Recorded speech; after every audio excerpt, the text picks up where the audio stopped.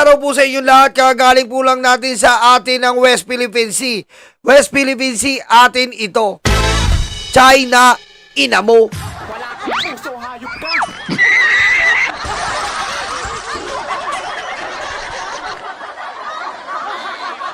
Ayan, bago na po, narinig nyo po kanina, kung napanood nyo po dito, West Philippine Sea, atin ito. China, ina mo.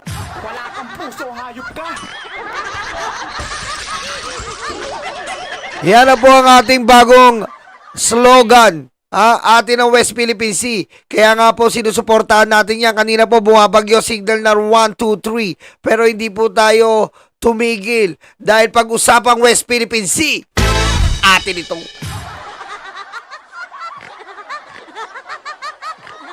Okay? Sabihan nyo ako pag naglalag na ako, ha? Sabihan nyo ako pag naglalag na ako, ha? Kasi ano lang to eh. Niloadan ko lang ng 500. Ilang gig lang to. Kailangan lang po talaga tayo mag-live. Kasi po, ang dahil po naghahanap sa atin. Kala nasa West Philippine Sea na ako, nakatibak. Hindi ako si Jinggoy. Wala kang puso, hayop ka! Okay, dyan lang kayo mamaya. Shoutout ko kayo, ha? Dyan lang kayo. Sandali lang to. Baka mawala tayo ng wifi.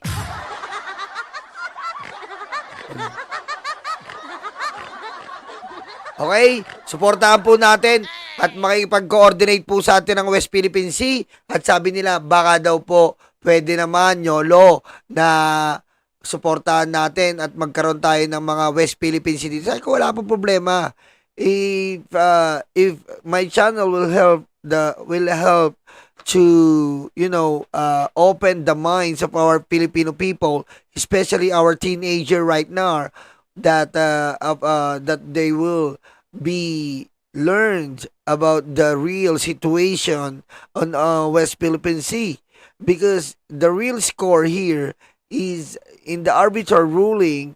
The West Philippine Sea awarded to the Philippines, and then suddenly the demonic president Rodrigo Roa Duterte, which love to finger different kinds of housemaids, trash the arbitral ruling.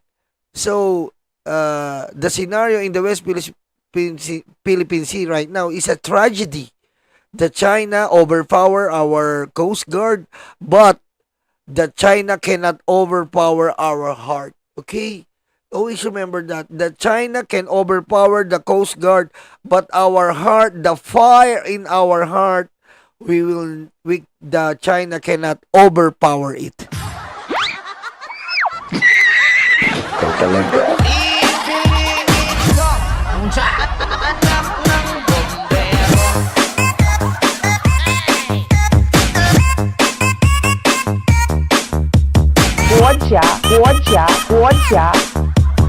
Xi Jinping.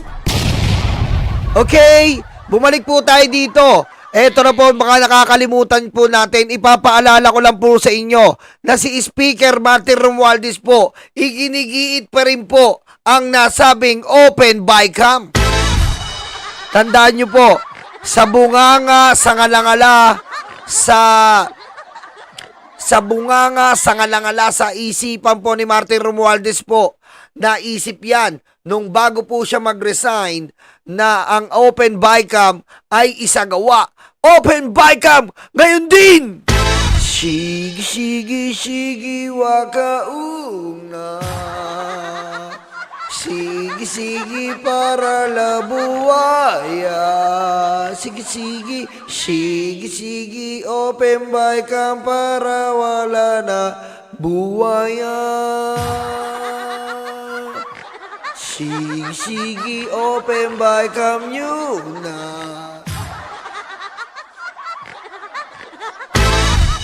Okay? Ayan po ang iniwanan ni Martin Romualdez na isang mga legacy.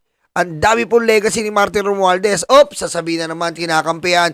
Sasabihin na naman bayaran. Sasabihin na naman makatambaluslus tayo.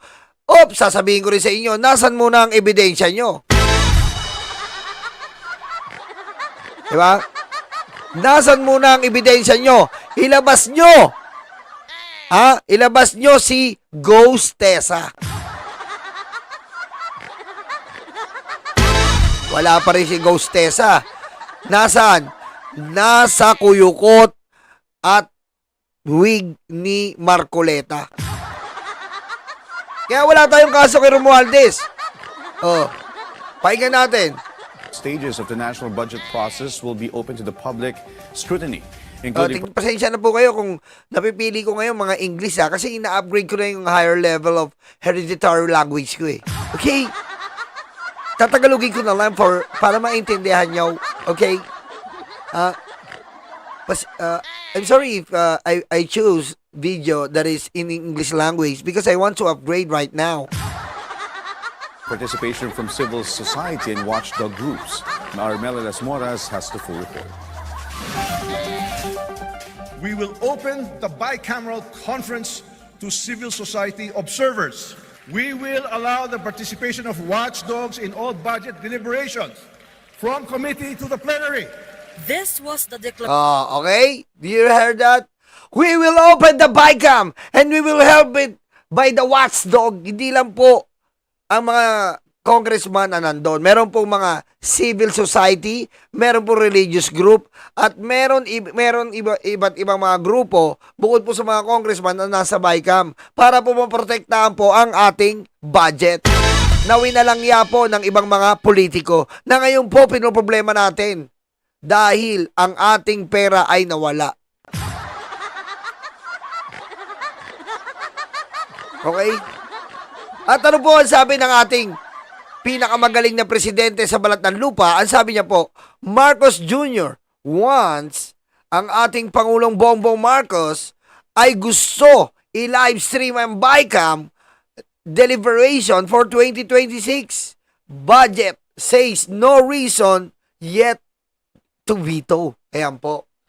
Kasi po, kapag na-open na livestream po yan o nakita po sa publiko, wala na po kailangan i-veto pa ang Pangulo at kainisan ng Pangulo na mga ginagawa ng mga hayop na iba't ibang nakapaligid sa kanya dyan. Diba? Kaya nga ang sabi ng Pangulo, i-open na yan. Okay? I-open na yan. Para si Digong po, sinabihan niya yung katulong, i-open mo. Isusuksok ko.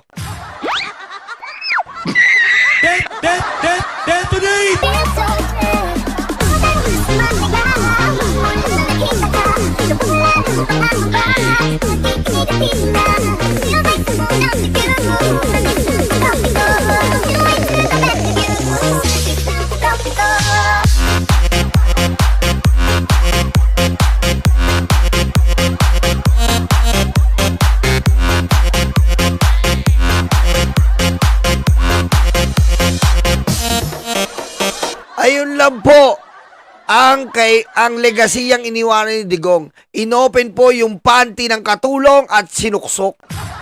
Wala na. Samantalang ito pong presidente natin, inopen niya ang korupsyon. Sugpuin ang korupsyon. Ngayon, ino-open niya ang BICAM. Ang dami niyang inopen. Si Digong inopen lang yung panty ng katulong. Wala kang puso, hayop ka. Kaya paano sasabihin mong weak leader si BBM? Samantalang yung leader nila na kumakain na ng tae sa ICC, ang tanging legacy ang iniwan ay i-open ang panty ng katulong at sinuksok ang kanyang malansang daliri.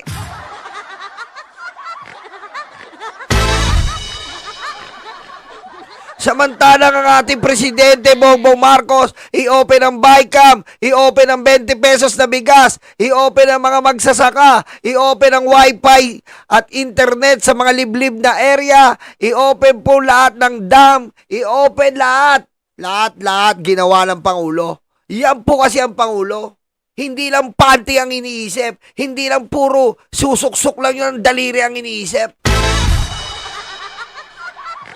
Tama. See your Filipina page.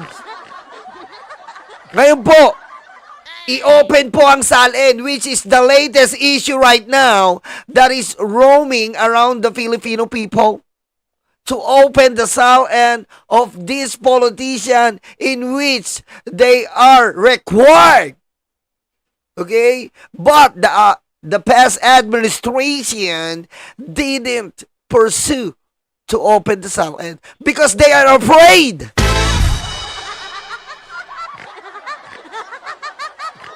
Okay?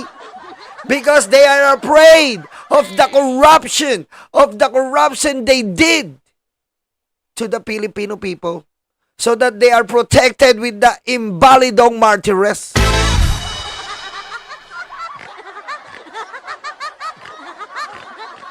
Tapos sasabihin nyo, weak leader. Weak leader ba yung nagsiservisyo ng totoo sa gobyerno? Oh.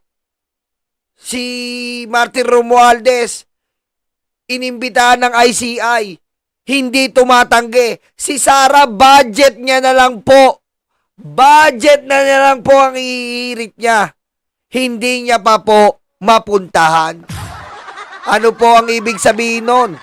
May tinatago. Ano po ibig sabihin nun? Lumalabag ka sa konstitusyon. Tama po ba yun? Isa kang kawani ng gobyerno, pangalawa sa pinakamataas. Ikaw mismo ang lumalabag sa konstitusyon. Hindi po dapat ganon.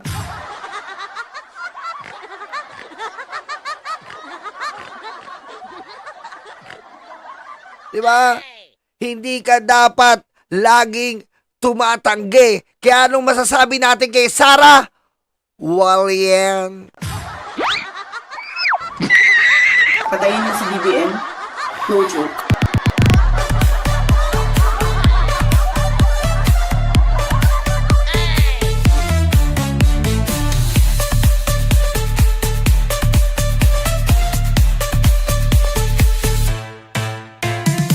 Diba? Si BBM ay okay. Si Sara ano?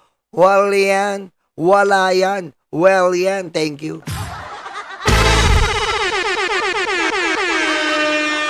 Kita nyo naman po naisingit pa natin yon. Ganun po tayo dito. Wala tayong script. Hindi tayo ini-email ni Sara Duterte para ito ang itapik. Kung ano maisip natin. Di ba? Kaya wala talaga tayong aasahan dyan sa mga DDS. Well, yan. Walay yan. Walay yan.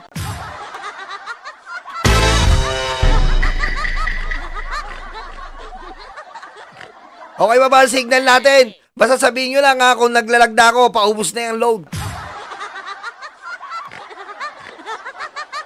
Ano ba ang ginawa ni Sara Duterte? Eto po, ipapakita ko po sa inyo ang ating Tingog Party List. Ang Tingog Party List po, na pinakita ko nga sa inyo, dati po may kausap tayo na isang tao na natulungan po ng Tingog Party List. Napaiski po DDS, tinutulungan ng Tingog Party List. Wala pong tinitimbang ang Tingog Party List. Wala pong tinititigan. Basta matulungan. At kung totoo po sa Eastern Visayas, magtanong po kayo kung ano nagawa ng Tingog. Yun po ay magugulat kayo. At hindi naman po siguro magda-number 1 ang Tingog kung talagang walang natulungan yan. Diba? Ano po ba ang team song? Ano po ba ang team song ng Tingog Party List? Kami ay apoy na hindi mapatay.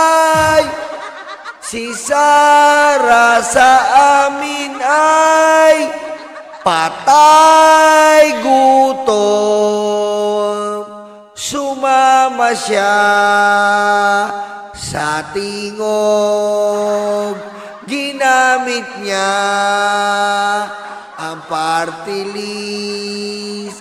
Kami ay apoy na hindi papatay. Patayin niyo si BBM? No joke.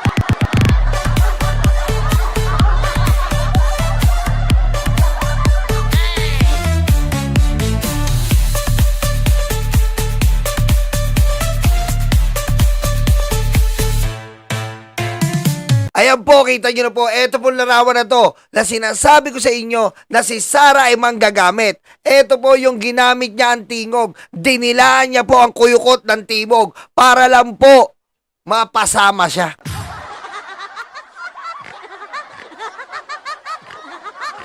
Ayan, oh. Sara Duterte Party forge alliance with Eastern Visayas Party List Tigog Sinirangan. Ano pong ibig sabihin niyan? Si Sara Duterte, alang-alang sa ikasusurvive niya, dumidila ng party list ng Tingog. Tapos ngayon po, sino ang walang utang na loob? Sino ang makapalang muka? Sino ang may tililing? Kita mo? Dati nakikipag-alliance ka sa pinakamalakas na party list para makinabang kang impaktang hayop kang jablita ka.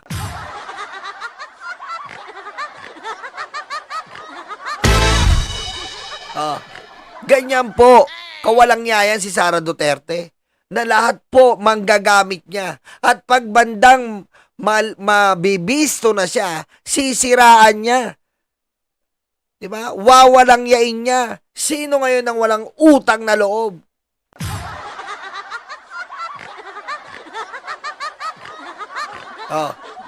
Sara Duterte endorses Romualdez Party List. Kita niyo po.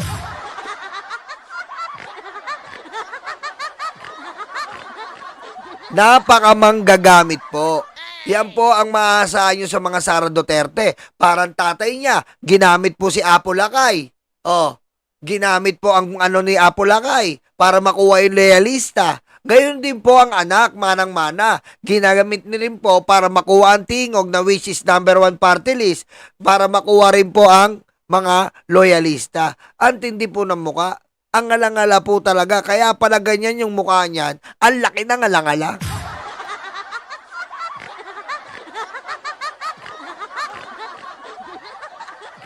Diba? Napakatindi po ng ngalangala talaga. Wala nang paglagyan sa dami ng gums. Bagay sila ni Zoraida. Tanay-nanay.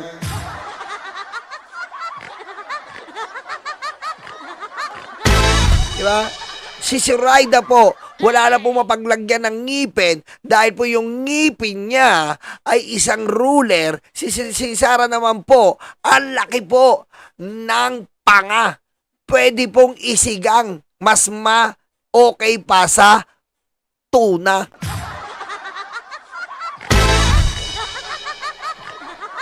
Ganun po kakupal si Sara Duterte. Para lang po sa pakinabang, manang-mana sa kanyang ama, para lang po sa pakinabang ng kanilang political career, ay lahat ay gagamitin. Lahat po gagawa ng issue. Lahat po magpapabida. Parang tatay niya, piniplex po yung Davao na napakalinis, walang baha. Ngayon, anong nangyari? Nga.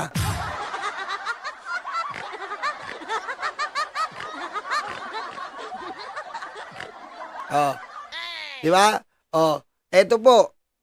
Ito pong ating Martin Romualdez says nothing to hide before ICI. Si Sara po ba? Tingnan niyo po ang ginawa ni Sara Duterte ngayon. I-explain ko lang po sa inyo. Tama po ba na ang ginawa ni Sara Duterte ay ikaw daw po, ang confidential funds niya ay nag-imbestiga daw po sila saan? Sa DepEd. Pwede po ba yon? Mag-iimbestiga ka sa DepEd. Una muna natin, 112 billion. Mag-iimbestiga ka sa kapwa mo, ahensya.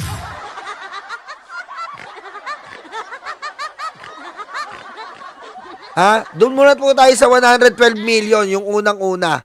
Yung unang-unang irit niya. 112 million, mag-iimbestiga sa kapwa mo, ahensya.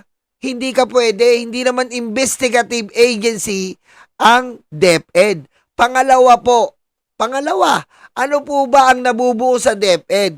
Teacher, principal, estudyante.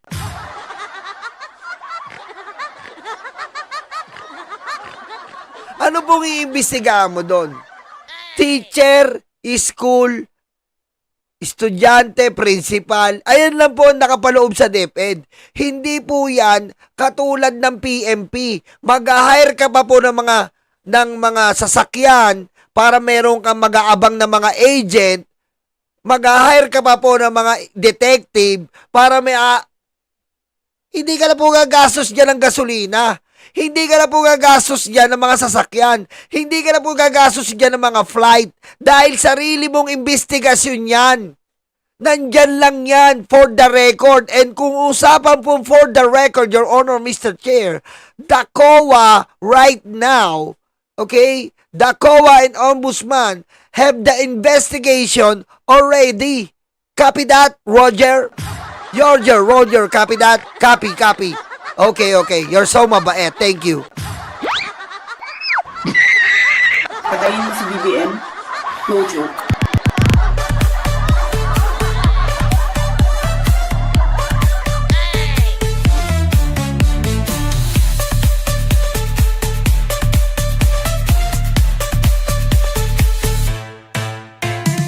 Diba? Paano ka mag-iimbestiga? May resulta na po yung COA. May resulta na po yung Ombudsman. Paano ka pagagastos ng 112 million? Tanga ka!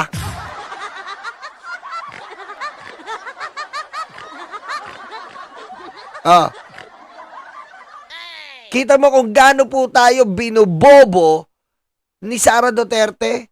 Paano mauubos yung 112 million kung iimbestigahan mo lang estudyante, teacher, eskwelahan, principal? Gagastos ka ba ng sasakyan? Hindi. Nasa isang building lang ang dokumento.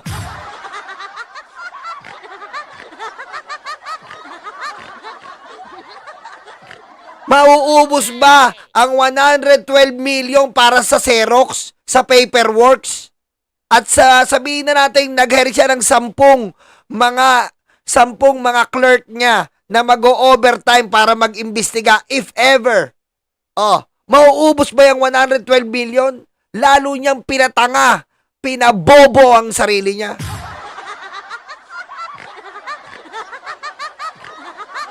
May resulta na po yung COA. May resulta na ang COA. May resulta na ang Ombudsman. Bakit ka mag-iimbestiga? At kung nag-imbestiga ka, meron ka ba mga sasakyan na ginamit pa para imanmanan nyo ang laptop na nawawala? Yung laptop, Roger, copy. Copy mo? Roger, copy. Nakita nyo po ba yung laptop? Ayan po yung laptop, nakita nyo naglalakad. Okay, pasunurin mo yung 5 sasakyan.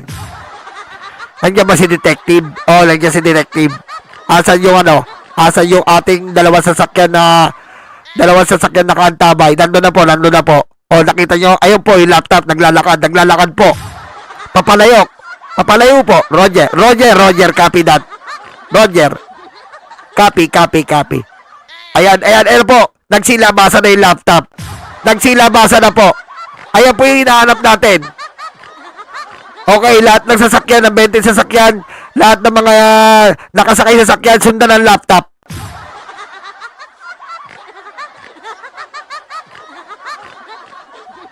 Diba?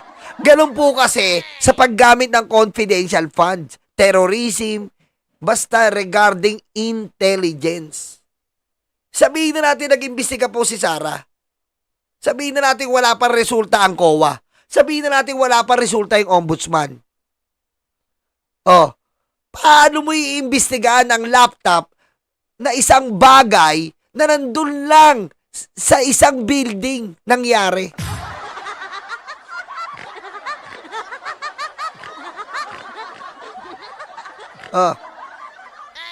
Mauubos mo ba yung 112 million sa kaka-Xerox? May ubos mo ba yung 112 million sa mga ballpen, pentel pen? Kakasulat mo?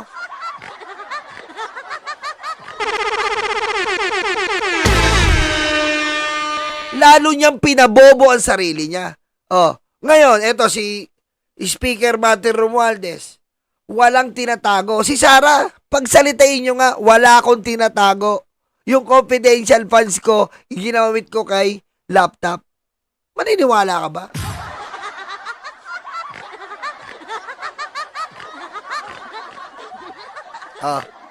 Ganyan po ang pag-a-analyze mga bobong DDS. Hindi yung, si Sara, binibistigahan pala yung laptop. Ano yung laptop? Naglakad? Laptop naglayas.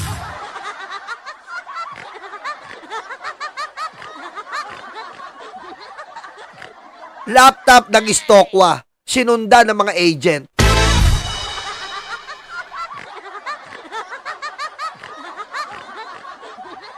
Diba? So, nag-imbestiga si Sara kahit na may resulta na ang COA audit. Nag-imbestiga si Sara kahit na may resulta na ang ombudsman. Boba ka? Diba? Anong achievement ni Sara? Ang achievement po ni Sara Duterte, alam mo achievement niya? Ha? Namigay siya ng pandesal. At pagkagat niya, natinik. Boba! Hi friends and not friends and not friends.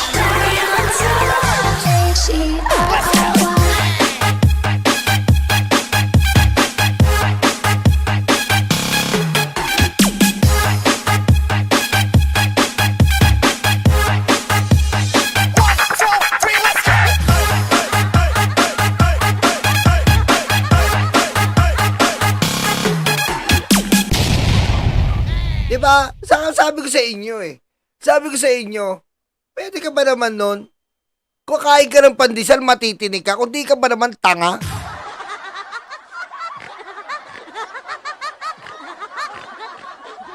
Diba? Sinong tanga? Ang lalagay mo, palaman mo, bangus.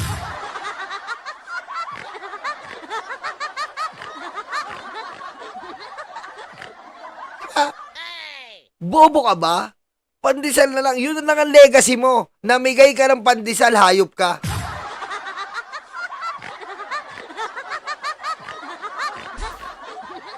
Former House Speaker Martin Romualdez says he is committed to sharing all information he knows with the Independent Commission on Infrastructure to help in its investigation into corruption in infrastructure projects.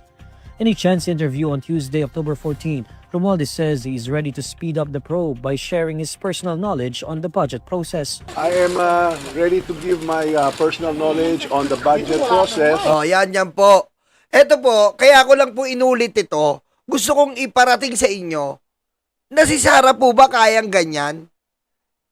Na dinudungisan na yung pangalan mo, no comment ka lang. Dinudungisan yung pangalan mo. Pupunta ka sa kongreso, hindi ka manunumpa. May ganun po ba?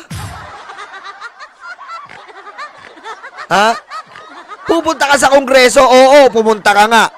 Pumunta ka nga, nakaupo ka lang, hindi ka naman nanunumpa.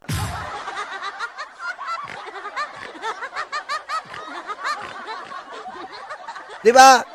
Yung binubunganga niya, yung binabato niyang tae kay Martin Romualdez, hindi niya matumbasan at matapatan ngayon. Ikaw ba, Sara Duterte Impacta Diablita, matatapatan mo yung ginagawa ni Martin Romualdez ngayon? Nakikipagtulungan sa ICI.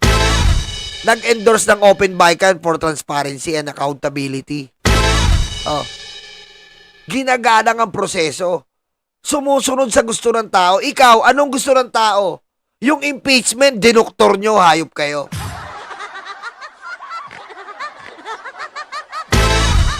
Diba? Yung impeachment, dinuktor nyo. Anong klase naman yan? Oh. Ngayon, ikaw, baliktarin natin. Si Sara po ba, pag siya ang nandyan sa alanganin na yan, sa tingin nyo, pupunta niya yung ICI? Hindi po.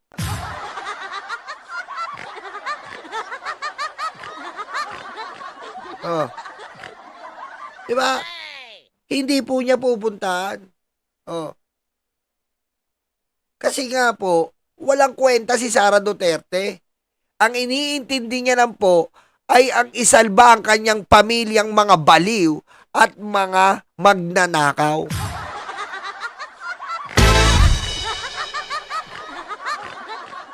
Diba? Pero mo, bigla mong sasabihin, eto pa, after 8 months, tsaka mo sasabihin kung saan nanggaling at dinala mo ang confidential funds. Sa batas po ba ng konstitusyon, pwede yun? 8 months ka magpapaliwanag? Mag-iisip ka pa ng dahilan? Bakit ka mag-iisip ng dahilan? Kung ikaw mismo ang namumuno, di ba?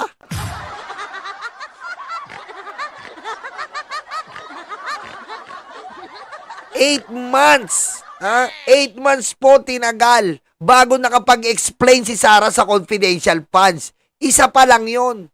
Sa laptop pa lang yon. Wala pa tayo sa mga amoy-amoy, asim-asim. Shell joke no, Maria Rivera, Mary Grace Piatos. Oh, siguro ngayon nag-iisip-isip pa niya kung paano niya masasabayan ang issue ng flood control. Kung paano niya, sino na naman ang ituturo niya na tao para ibaling doon ang ninakaw niyang confidential funds. Ganyan yan. Diba? Sinasakyan po ang issue ngayon para yung issue ngayon maibaling lahat ng pagkakamali niya. Maituro sa ibang tao yung pagnanakaw niya. Patayin mo si BBM. No joke.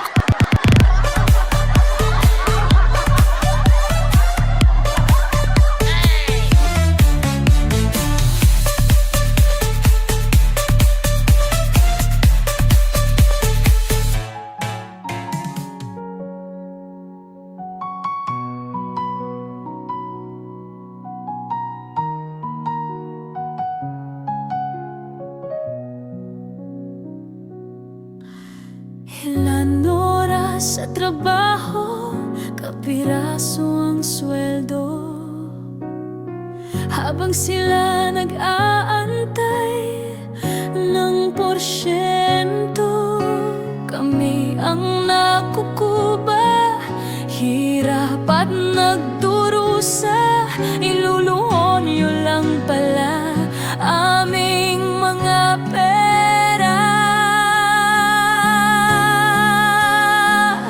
Galit at puot, hindi ito matatapos. Hindi kami titigil, boses man ay maubos. Kinamkamyo lahat ang aming pinaghirapan. Kayo ang salarin sa luha ng bayan. Galit at puot, hindi ito matatapos. Hindi kami titigil, boses man ay maubos. Kinamkamyo lahat ang aming pinaghirapan. Kayo ang salarin sa luha ng bayan.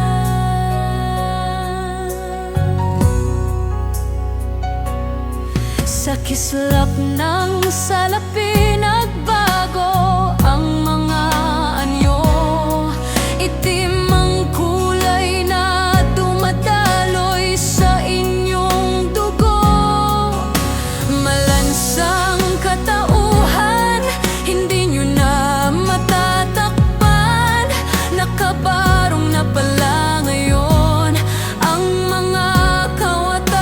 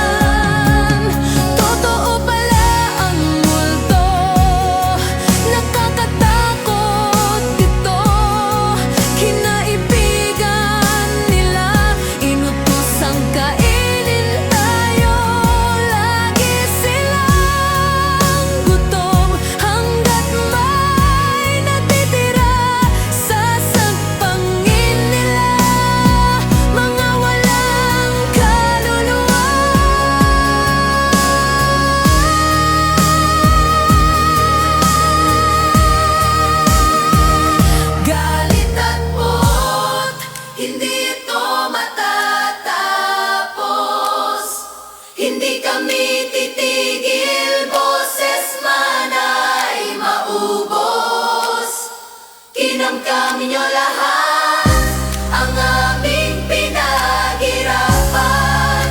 Kayo ang salarin sa luha ng bayan. Galit at buhok, hindi ito matatapon. Hindi kami titigil, boses man ay maubos. Kinamkam niyo lahat ang aming pinaghirapan. Kayo ang salarin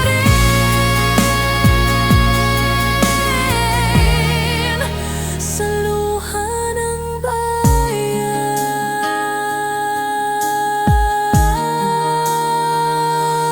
Totoo pala ang multo, nakakatakot ito. Kinaibigan nila, inutusang kain